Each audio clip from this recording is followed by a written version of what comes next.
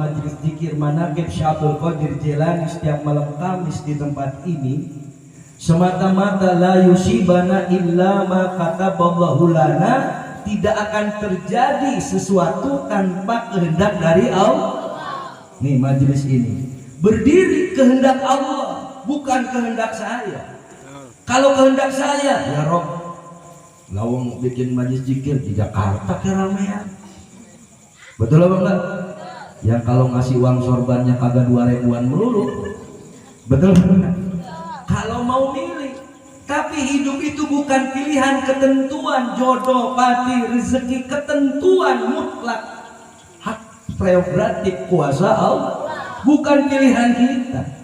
Kalau kita mau milih, siapa sih orang yang mau milih hidup miskin? Betul. Siapa sih orang yang mau milih hidup susah, hidup melarat? Enggak ada. Betul. Semua orang inginnya yang enak-enak, semua orang inginnya yang bagus-bagus. Kalau ngayal kan wah tinggi. Bener apa bener? Tapi ketentuan dari Allah diterima ataupun tidak oleh kita, jalani, nikmati dan syukur. 3, jalani, nikmati dan syukur apa yang Allah beri. Dulu Sunan Kalijaga mau dengar dongengnya? Sunan Kalijaga ini anak seorang bupati Arya Wilatikta, namanya Raden Sahid, disebutnya bergelar Sunan Kalijaga, melahirkan Sunan Muria, semua keramat, anak-anaknya pun keramat. Sunan Kalijaga, beliau itu seorang pangeran, anak raja, anak bupati. Ketika beliau yang hidup bergelimang harta benda apapun di dalam istana, apa yang gak ada semua ada. Ketika dia keluar dari keratonnya, dia melihat kemiskinan dan penderitaan rakyat jelata. Di situ Sunan Kalijaga gak tega, akhirnya masuklah ke lumbung beras bapaknya, nyuri beras, nyuri buah-buahan, nyuri makanan untuk dibagikan kepada fakir miskin. Begitu pulang ketahuan sama bapaknya nanya sama ustadz atau guru ngaji di dalam istana, kalau orang maling dosa apa enggak dosa? Wajib dihukum, wajib. Walaupun anak. Akhirnya Sunan Kalijaga tangannya digedik pakai rotan sampai patah. Ini perjalanan pertama. Kemudian dia disekap di lumbung di mana tempat dia ngambil barang itu. Ketika disekap di lumbung, dikeluarkan sama adiknya, sudahkah kakak keluar dari keraton? Kalau memang kakak mau berjuang sekalian, jangan setengah-setengah. Maka keluarlah dia menyamar menjadi Lokajaya, menjadi seorang jawara. Lokajaya, menjadi Lokajaya, kalau saudagar lewat dia rampok, hasil rampokannya diberi makan buat para fakir miskin. Lama-lama kedengar sama seorang waliullah namanya Sunan Bonang. Ada seorang anak muda yang luar biasa hebat di tengah hutan, selalu memberhentikan para saudagar di mana hasil rampasannya itu untuk memberi makan fakir miskin. Maka menyamarlah Sunan Bonang sebagai kakek tua yang tidak punya daya dan upaya. Dia membawa sebilah tongkat. Ya bedanya saya megang tongkat ini. Ini kenang-kenangan almarhum Wakil Entah. Saya kemarin mampir ke istrinya Wakil Entah. Assalamualaikum, kemarin abah dimimpin Wakil Entah datang pakai jubah putih, ganteng banget. Ada tertinggalnya, perasaan ada tertinggalnya, ada bah tongkat stiginya. Oh ya sudah, abah bawa. Saya bawa, saya potong 2 buat jadi tongkat komando ini. Ini kenang-kenangan bahwa Wakil Entah. Beliau itu pejuang, asal malam Kamis ngirim air aqua. Betul apa enggak? Pejuang beliau itu.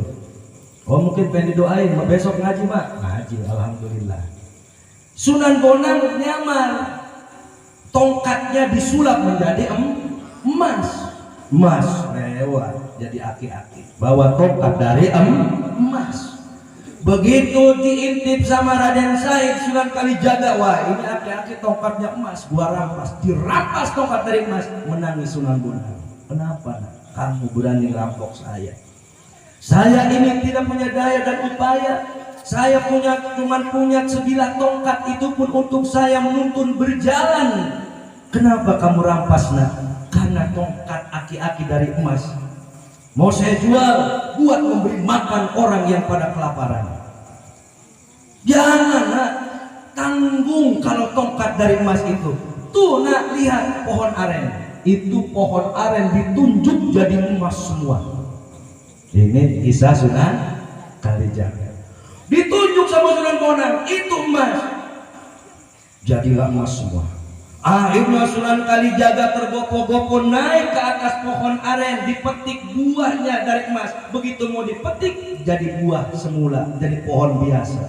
Turun lagi, jadi emas lagi. Naik lagi, jadi pohon biasa lagi. Turun lagi, jadi emas. Sampai 5 kali turun naik ke atas pohon aren yang jadi emas.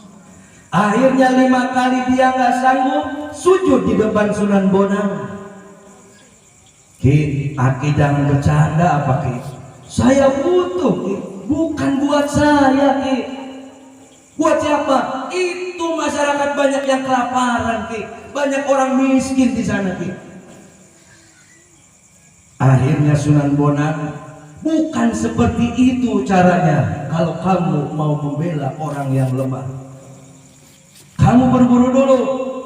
Kalau begitu akukan saya sebagai santri mungkin. Ya sudah, kalau pengen diaku santri saya, kamu tunggui tongkat ini. Sebelum saya balik lagi ke sini, kamu jangan pernah bangun menunggui tongkat ini. Ini kata Sunan Bonang. Akhirnya ketika Sunan Kalijaga duduk di pinggir kali, jagain tongkat. Kalau sekarang mah ada di belakang kali asin. Betul apa enggak? Ini di belakang ini kan kali asin. Dari zaman Candi Jiwa kali asin kan sudah ada. Kalau dulu ada Sunan Kalijaga, di sini Sunan Kali Asin. Keringatnya juga asin. Betul. Begitu Sunan Kalijaga duduk setahun, 2 tahun, sampai 3 tahun, Sunan Bonang baru sadar ninggalin santri di pinggir kali.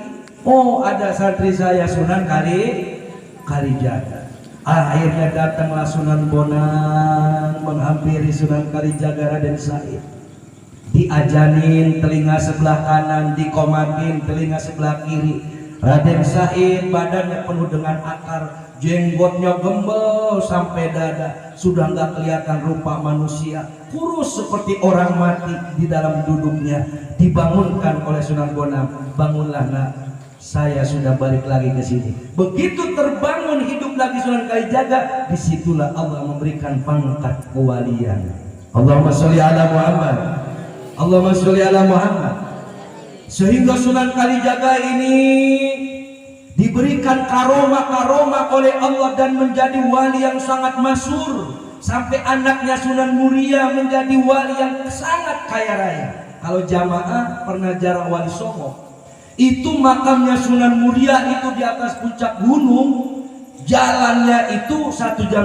Ini polis pernah saya bawa, ya polis ya, 2 kali polis ya, Manakiban. Nyampe sana subuh, hujan angin naik ke gunung, jalan ini polis pernah dibawa. Manakiban, buat manakiban di sana. Habis baca manakib, sholat subuh turun lagi. Itu di atas gunung, tempatnya kayak keraton. Anaknya saja diberi kewalian yang luar biasa, apalagi Sunan Kalijaga, walinya Allah yang muda tapi sangat dituakan di antara jajaran Wali Songo. Wali Songo itu ada Susarit Hidayatullah Cirebon, Sunan Kudus, Sunan Ampel Surabaya, Sunan Bonang di Tuban. Panjang kalau diceritain semua. Tapi kalau saya sama guru diceritain dongeng wali, lapar gak kerasa, pusing hilang. Kalau jamaah ngantuk tambah jadi molornya. Betul-betul didongengin sama guru tambah jadi. Kalau saya didongengin kisah wali sama guru malah tertantang, pengen tahu betul apa enggak itu barokah itu ada. Betul? Allahumma sholli ala Muhammad. Allahumma sholli ala Muhammad. Ketika Sunan Kalijaga sudah diberikan pangkat kewalian, lalu apa hubungannya dengan kita? Sama, jamaah tiap malam Kamis, Lurah Awe, atau maman? Katanya Allah, ya ayyatuhan nafsul mutmainnah irji'i ila rabbiki. Allah barang apa Allah? Ya ayyatuhan nafsul mutmainnah irji'i ila rabbiki. Wahai jiwa yang tenang, orang ahli zikir ala bi dzikrillah tatmainnul qulub. Orang ahli zikir itu hatinya tenang. Enggak usaha, enggak tani, enggak dagang, enggak bisnis, tenang. Wa may yatawakkal Allah fahuwa hasbuh. Siapa yang tawakal selalu kepada Allah akan dicukupi semuanya oleh Allah. Betul. Saya di sini usaha apa enggak? Usaha apa enggak? Tapi dicukupi apa enggak? Tiap malam Kamis masak, betul apa enggak?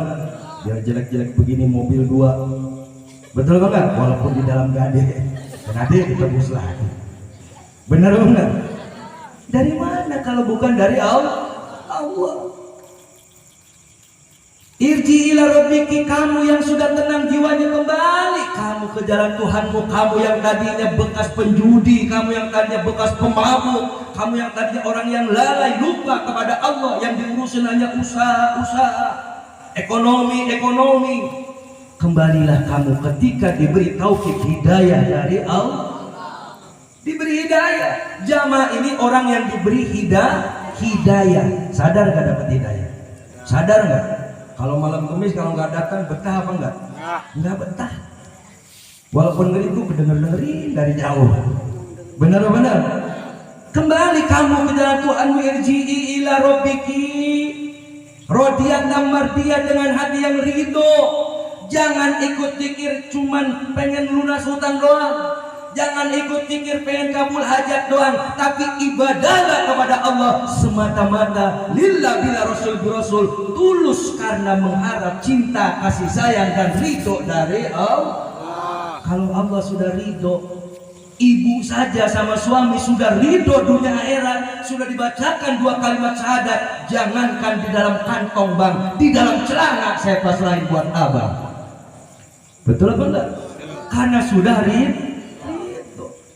Sama kepada Allah, rodiyatan mardiyah, harus ridho.